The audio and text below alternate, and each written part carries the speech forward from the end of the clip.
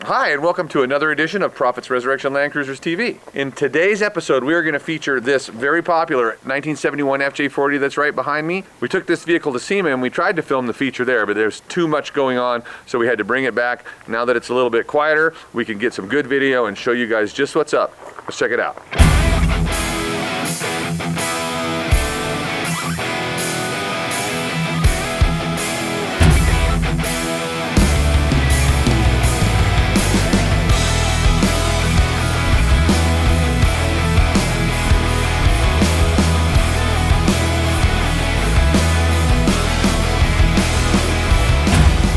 Lots of people come by and they say, how do you keep your employees?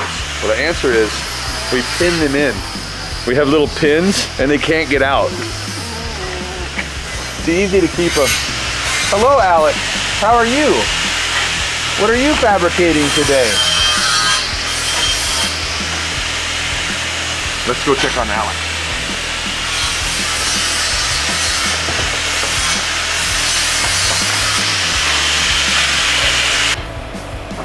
We decided to have a contest between you and the dog.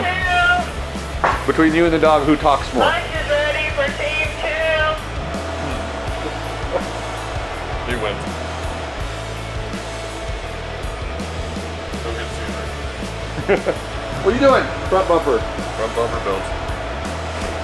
This is all Alex's design, this bumper. I tasked him with building a way cooler FJ40 front bumper than we've ever built before, and he has done it, and this is it.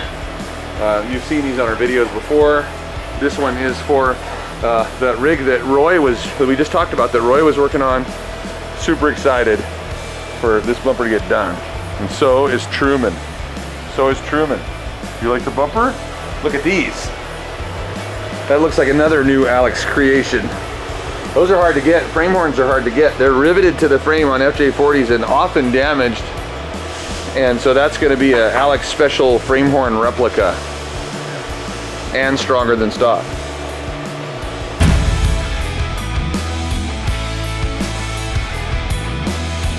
What have you done here, Matt?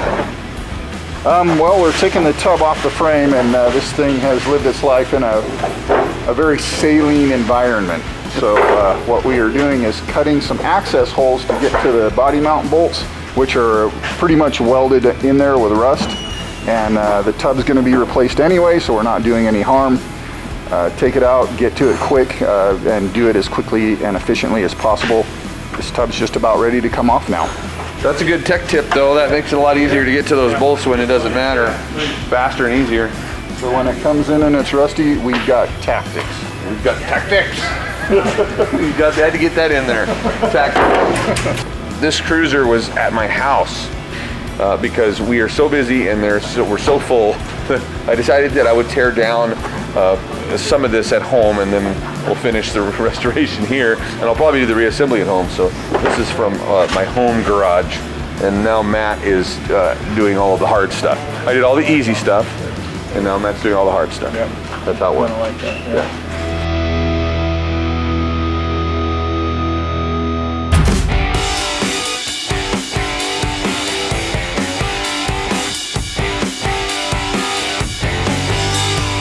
So we're going to walk around this vehicle and I'll talk about its features as we go in a circle, and then we'll finish up on the inside. So to start off with, on the front of this, you're going to see some differences between this and the rest of our Land Cruiser FJ40 builds. In fact, you're going to see differences everywhere we go, and that's because the customer had a lot of input into the styling and design of this. We like to do that. We like to listen to what the clients want and work with them to build the cruiser of their dreams, and so there's a lot of style changes and just things that you won't see on any other build. Lots of details, starting with the fact that we didn't go with the white, iconic white bezel. It didn't seem quite right with this. Normally I'm against this, but I like the way that this looks. And you'll also see that we handmade the emblems ourselves here on our CNC plasma table. In fact, even the grill itself is handmade. So we have a completely different look here, very subtle muted tones. But they work out pretty nicely together. You see that the front bumper is also different, much simpler than most of ours, and we've got some Baja Designs lights back Frenched into the bumper there, and of course the iconic worn Zeon 10, probably the nicest winch that you can get from one that's not the 8274. I think I still like the 8274 a little bit better. So let's talk a little bit about the front suspension. This Land Cruiser is on FJ40 axles loaded with ARB lockers. And this front is a custom, completely custom 3-link that we designed here in-house. It's got a sway bar on the front and some 8125 Bilstein coilovers and also some Bilstein bump stops. Moving towards the back, you can see the suspension cradle that Alex built, and this has a removable center section for access to the transmission and transfer case. You can see that the entire cradle is also able to be removed with 16 bolts accessible from the sides of the frame. Behind the suspension cradle is the rear FJ60 axle, also with an ARB locker and 488s, and a custom 4-link suspension with Bilstein 8125 shocks and of course Bilstein bump stops. While you're under here, you'll also notice that the roll cage is tied to the frame in 6 places using our standard bushing isolated roll cage tie-in kits.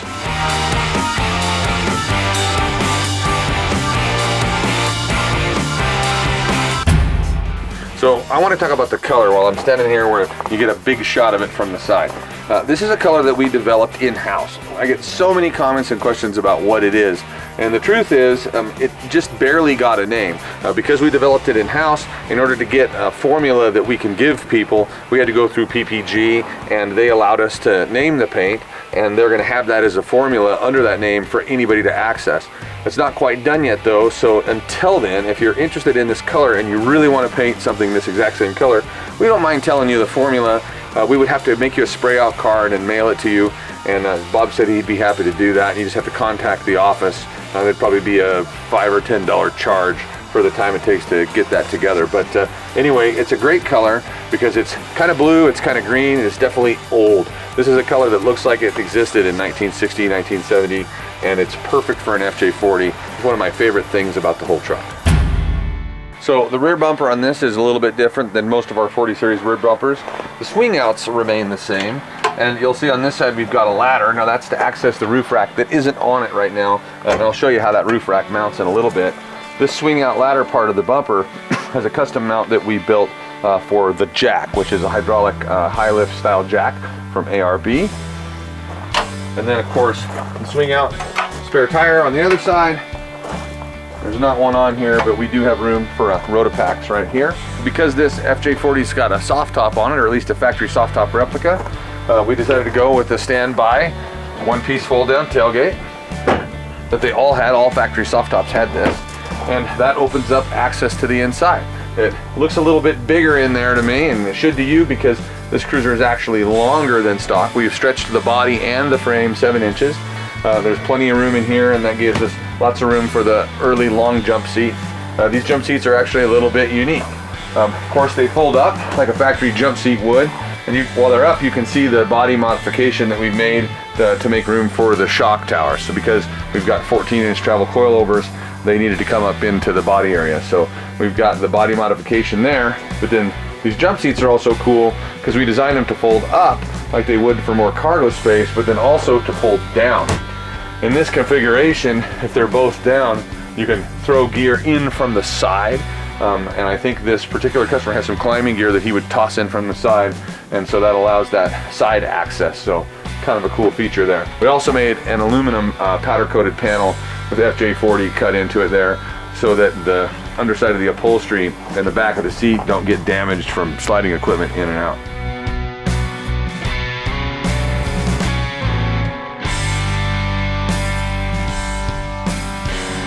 Like factory soft top 40s all had, you can open up this panel and it'll either roll up and strap to these buckles, or there's actually a zipper across the top and you could remove the whole panel if you wanted to. And then have that bikini top feel in the summertime. And then again, here's that side seat feature, which I think is so cool. You can have that access from the side of the FJ40. So with this wide shot, you should be able to see that the cruiser is just a little bit longer. Like I said, we stretched it 7 inches, and we didn't want to go too far because we wanted to keep the proportions, and it's just about right. With the ride height of this and the tire size, you can almost not tell that it's a little bit longer. It's pretty cool.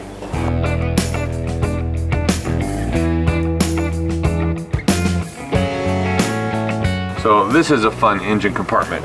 I love the look of the LS3, a 6.2 liter Vortex, and this one's kind of a hopped up version, around 500 horsepower. And this engine compartment just is awesome, I think. You can see the cross brace that we've made for the shock towers and integrated the radiator mount into that. And there's lots of other handmade tidbits in here to make this engine compartment look pretty custom, from the intake system to the mounting brackets for all the accessories. And we did something a little different. We went with Hydro Boost brakes on this one instead of the vacuum. Number one, because of space. We just didn't have a lot of room there for a vacuum booster, but also because this thing needed to stop just as well as it goes. And so the Hydro Boost brakes are perfect for that application. So one of the challenges we face all the time is trying to get a parking brake to work in a custom FJ40. And the reason for that is the original parking brake was on the back of the transfer case, and we hardly ever use the factory transfer case. So in this case, we've gone with the 4L70 and a Toyota split case behind it, a brand new one in fact, with 4-to-1 gears in it, but that doesn't have provisions for a parking brake. So that means you got to go with usually rear disc brakes, and that's what we have here. It's the Cadillac Eldorado style rear disc brake that you hear so much about, and they work okay, but it's actually really hard to pull the cable to those brakes with enough force to actuate the brake. Nearly impossible with the original handle that was located under the dash for the 72. So what we decided to do was use a FJ60 parking brake handle, which has a cam on it that allows you to exact way more force on the parking brake cable than you could with other methods.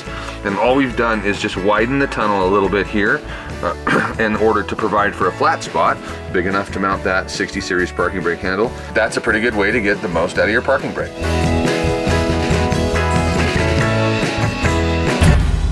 So inside this Land Cruiser, you will see one thing that's in just about all of our builds, and that's a 6-point family cage. This version just a little bit longer, of course. And you'll also see on this cage a number of risers that we've built, and there's 6 of them in total, and those are designed to hold the roof rack, which is not on it is when we're filming, but the roof rack will bolt up on top of this, and you'll have your soft top / roof rack option together. Then as usual, we've got these rigid A-series lights in the cage, which mean for lots of night visibility inside. And we've got some other cool rigid lights in here. Under the dash, there's a pair of red rigid A-series lights for a little bit more subtle interior lighting when you need it. And then we've also got yellow rigid or amber rigid rock lights on all 4 corners underneath. And then there's those Baja Designs lights in the bumpers. So lots of subtle lighting in here. So the roll cage is something that's a standard to lots of our rigs, and so is the modified Tuffy center console. But there's some differences on the dash, so let's check those out. So this dash is clearly very different from the rest of the ones you'll see in these videos. That's because the owner of this Land Cruiser really wanted to have some input into what he was going to be looking at while he was driving. And he actually designed this whole system himself, right down to all the aircraft switches and the aluminum and billet machined parts.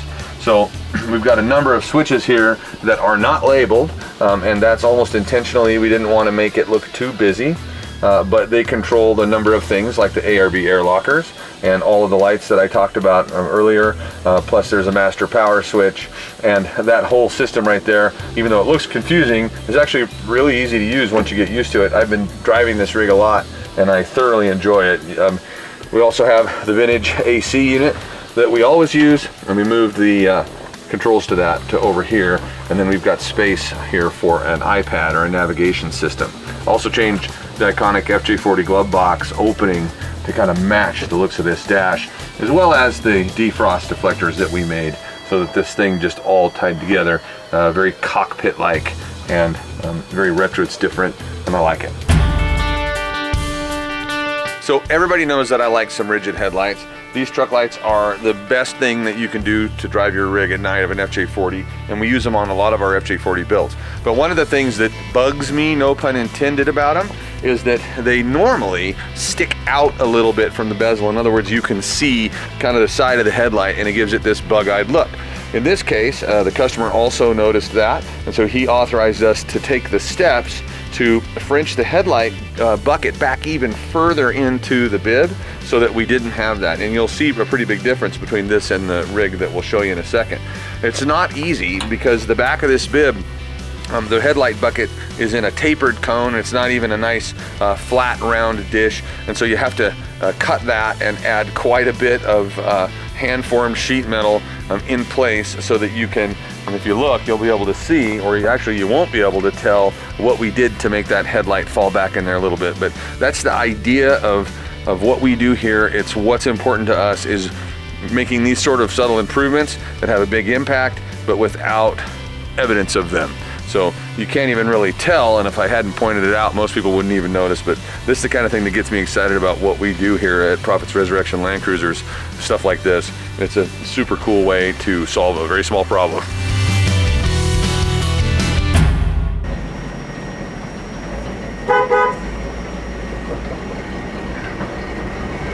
I love it when you can make the horn work on these old steering wheels. We do it every time. You take an FJ40 horn pin to make these old ones work. So because we get so much grief if we don't drive the car, and because this one's so much fun to drive, better take it out on the road.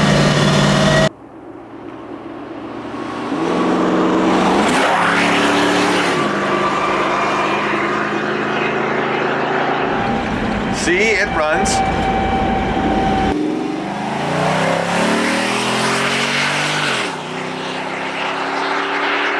It drives like a brand new Lexus.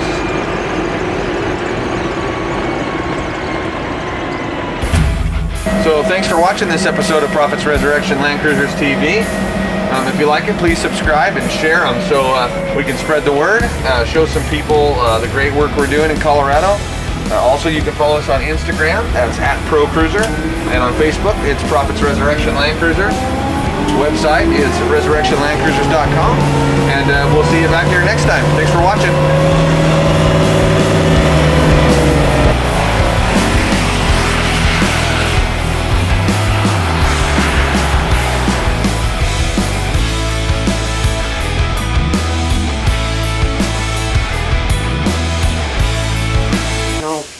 Screw something up. Hey, where's Dave?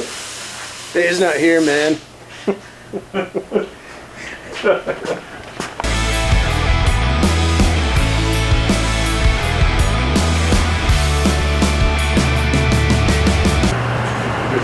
There went. You were practicing mechanical sympathy, and it bit you. Shorty was practicing mechanical sympathy. Trying to be easy on that old You have to. Get out of here! She wanted to be roughed up, though.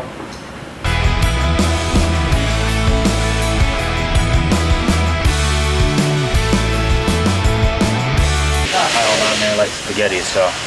Yeah, we don't like spaghetti. We like, yeah, speak for yourself. I don't even like spaghetti I don't like metaphorical spaghetti, and I don't like actual spaghetti either. You go to an Italian food restaurant, why would you order spaghetti? People you get spaghetti at home. When I go to an Italian food restaurant, I want something I can't make at home, yeah. But spaghetti's horrible. Nobody likes spaghetti.